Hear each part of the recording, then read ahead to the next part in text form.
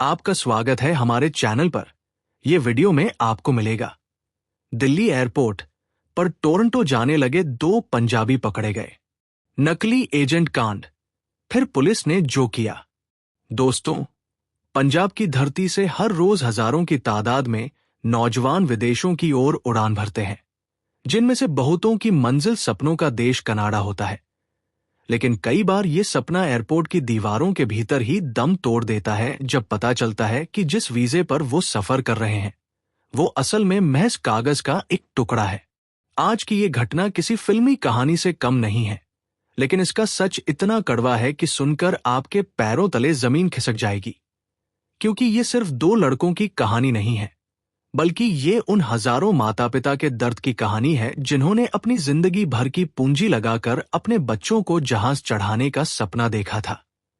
दिल्ली के इंदिरा गांधी अंतर्राष्ट्रीय हवाई अड्डे पर उस वक्त माहौल तनावपूर्ण हो गया जब 2 पंजाबी नौजवान, जो बड़े चाव से टोरंटो की फ्लाइट पकड़ने के लिए कतार में खड़े थे, को अचानक इमिग्रेशन अधिकारियों ने घेर लिया। और जब सच सामने आया तो वहां खड़े हर शख्स के रोंगटे खड़े हो गए।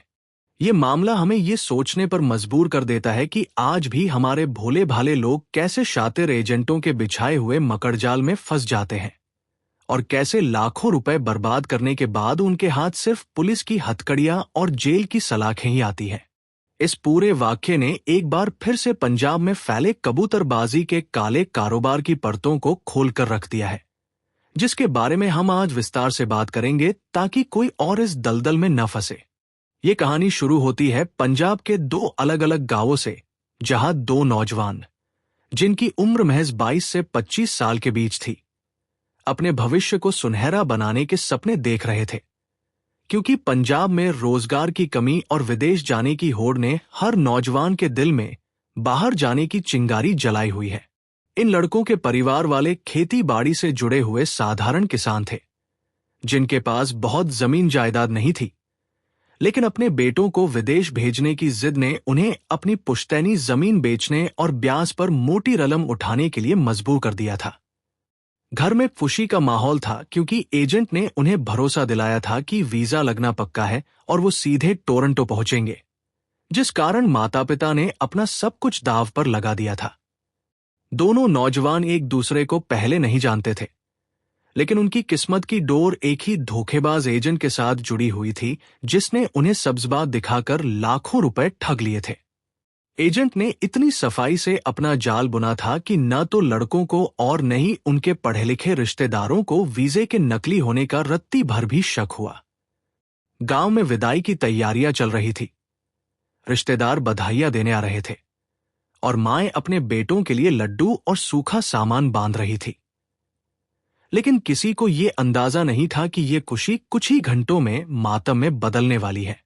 ये वो समय होता है जब इंसान की आंखों पर विदेश जाने की चमक इतनी हावी हो जाती है कि वो सामने दिख रहे खतरे को भी पहचान नहीं पाता। और यही गलती इन दोनों परिवारों से हुई जिन्होंने अंधा विश्वास करके अपनी जिंदगी की सबसे बड़ी गलती कर दी थी।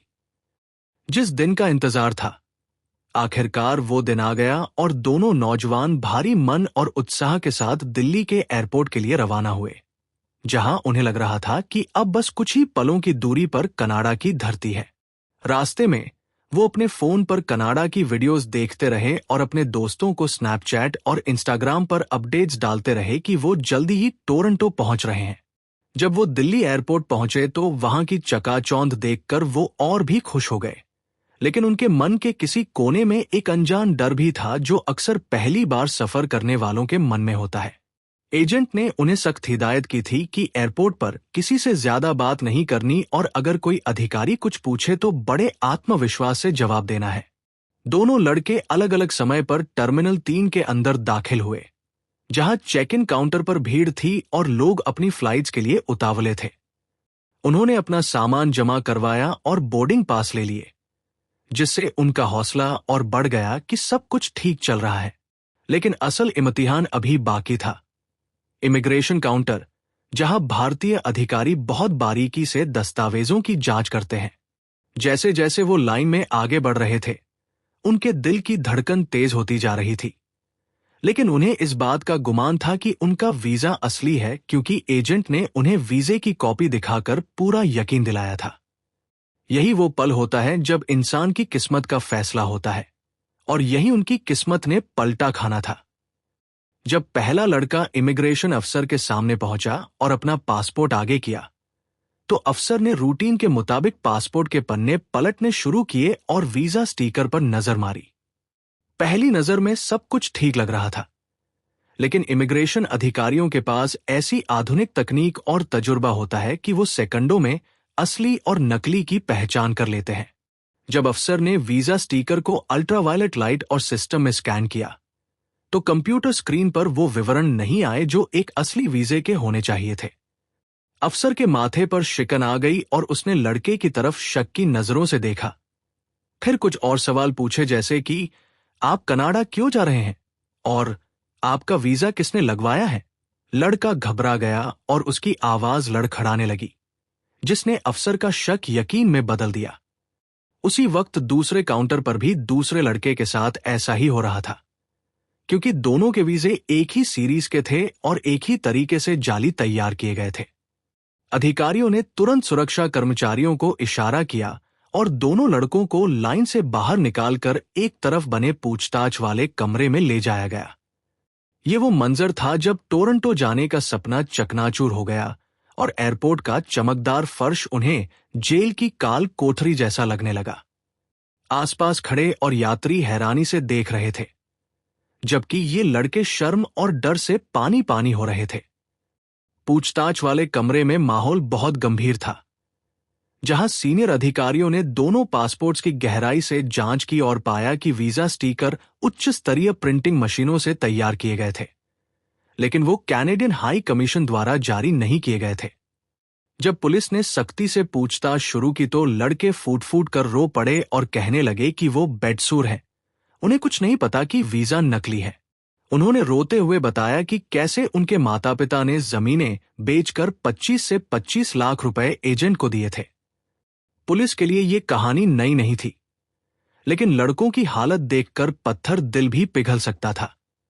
उन्होंने बताया कि एजेंट ने उन्हें कहा था कि उसकी एम्बेसी में सीधी सेटिंग है और वो गारंटी के साथ काम करवाता है। जब पुलिस ने उन्हें एजेंट का नंबर मिलाने के लिए कहा, तो उम्मीद के मुताबिक फोन बंद आ रहा था। एजेंट, जो कुछ घंटे पहले तक उनका मसीहा बना हुआ था, अब गायब हो चुका था और उसने सारे सबूत मिटाने शुरू कर दिए थे। ये पल उन लड़कों के लिए मौत से भी बदतर था, क्योंकि उन्हें समझ आ गया था कि ना तो अब कनाडा जाया जाएगा और न ही घर वालों के पैसे वापस आएंगे। पुलिस ने उन्हें हिरासत में ले लिया और दिल्ली पुलिस के हवाले कर दिया, जहां उन पर धोखाधड़ी और जालसाजी की धाराओं के तहत मुकदमा दर्ज करने की कार्रवाई शुरू हुई। ये सोचकर ही दिल कांप जाता है कि जो लड़के विदेश जाकर डॉलर कमाने की सोच रहे थे, वो अब थाने की जमीन पर बैठकर अपनी किस्मत को कोस रहे थे। इस घटना के बाद दिल्ली पुलिस हरकत में आई और उन्होंने लड़कों द्वारा दी गई जानकारी के आधार पर एजेंटों की तलाश शुरू कर दी। पुलिस की जांच में सामने आया कि ये कोई एकाध एजेंट का काम नहीं था, बल्कि इसके पीछे एक बड़ा गिरोह काम कर रहा है जो पंजाब, हरियाणा और दिल्ली में फैला हुआ है। ये लोग गांवों के भोले भाले लोगों को निशाना बनाते हैं, खासकर उन्हें जिनका वीजा पहले रिफ्यूज हो चुका होता है। पुलिस ने छापेमारी करके कुछ जगहों से फर्जी स्टिकर, प्रिंटर और पासपोर्ट बरामद किए, लेकिन मुख्य सरगना अक्सर विदेशों में बैठे होते हैं या पुलिस की पहुंच से दूर होते हैं। पुलिस अधिकारियों ने बताया कि ये एजेंट लोगों को डंकी लगाने या गारंटीड वीजा के नाम पर फंसाते हैं और कई बार असली पासपोर्ट पर नकली स्टिकर चिपका देते हैं, जो आम इंसान की नजर में बिल्कुल असली लगता है। इस जांच दौरान यह भी खुलासा हुआ कि ये गिरोह सोशल मीडिया पर आकर्षक विज्ञापन देकर नौजवानों को अपने जाल में फंसाते हैं। पुलिस ने दोनों लड़कों के परिवारों को भी दिल्ली बुलाया, जहां आकर माता पिता का रो रो कर बुरा हाल था। वो पुलिस अधिकारियों के पैरों में गिर रहे थे कि उनके बच्चे बेडसूर हैं, उन्हें छोड़ दिया जाए। लेकिन कानून की नजरों में भले ही वो ठगी का शिकार हुए थे, पर जाली दस्तावेजों के साथ सफर करना भी एक संगीन जुर्म है, जिस कारण कानूनी कार्रवाई से बचना नामुमकिन था। ये स्थिति हमें सिखाती है कि अज्ञानता कानून से बचाव का रास्ता नहीं हो सकती। जब यह खबर गांव पहुंची तो वहां मातम जैसा माहौल बन गया। जिन घरों में ढोल बज रहे थे वहां अब चीख पुकार मच गई थी। गांव वाले जो कल तक ये कह रहे थे कि फलाने का लड़का कनाडा जा रहा है, अब हमदर्दी और ताने मिलाकर बातें कर रहे थे। सबसे बड़ा दुख उन माता पिता के लिए था जिन्होंने अपनी जमीन गिरवी रखकर पैसे इकट्ठे किए थे। अब उनके पास न तो जमीन बची थी, न पैसा और न ही इज्जत।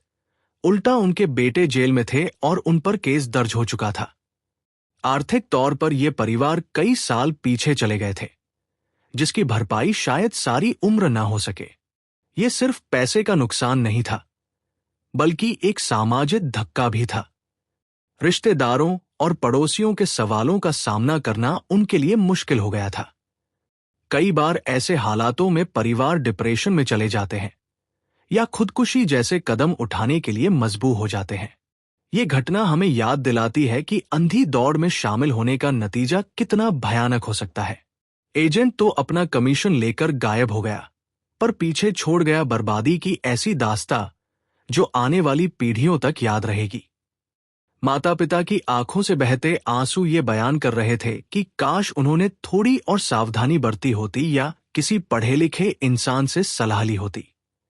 ये सारी घटना हमें एक बहुत बड़ी सीख देती है और एक गंभीर चेतावनी भी है। आजकल नकली एजेंटों का धंधा जोरों पर है और वो नए नए तरीकों से लोगों को लूट रहे हैं। वो जानते हैं कि पंजाबी नौजवानों में विदेश जाने का जुनून है और वो इसी कमजोरी का फायदा उठाते हैं। इस कहानी का सबसे अहम पहलू ये है कि अगर आप या आपका कोई जानकार विदेश जाने की तैयारी कर रहा है तो कभी भी किसी ऐसे एजेंट पर भरोसा ना करें जो बिना किसी कागजी कार्रवाई के या बिना सही प्रोसेस के वीजा लगवाने का दावा करता हो। हमेशा सरकार द्वारा मान्यता प्राप्त लाइसेंस शुदा इमिग्रेशन सलाहकारों के जरिए ही फाइल लगवाएं। जब वीजा आ जाए तो उसकी जांच संबंधित एम्बेसी की वेबसाइट से जरूर करें। याद रखें, कोई भी एजेंट जादू की छड़ी से वीजा नहीं लगवा सकता। यह सिर्फ आपकी प्रोफाइल और दस्तावेजों पर निर्भर करता है। नकली तरीकों से विदेश जाने की कोशिश करने का नतीजा न सिर्फ पैसे की बर्बादी है, बल्कि जेल, ब्लैकलिस्ट और जिंदगी भर के लिए दार भी है। आज वो दोनों लड़के जो टोरंटो की सड़कों पर घूमने के सपने ले रहे थे, कानूनी पेचीदगियों में फंसकर अपना भविष्य धुंधलाकर बैठे हैं। तो दोस्तों, जागरूक बने और अपनी मेहनत की कमाई को इस तरह लुटेरों के हाथों में न दें। सही रास्ता चुनें, चाहे वो मुश्किल हो, क्योंकि गलत रास्ता हमेशा खाई की तरफ ही जाता है।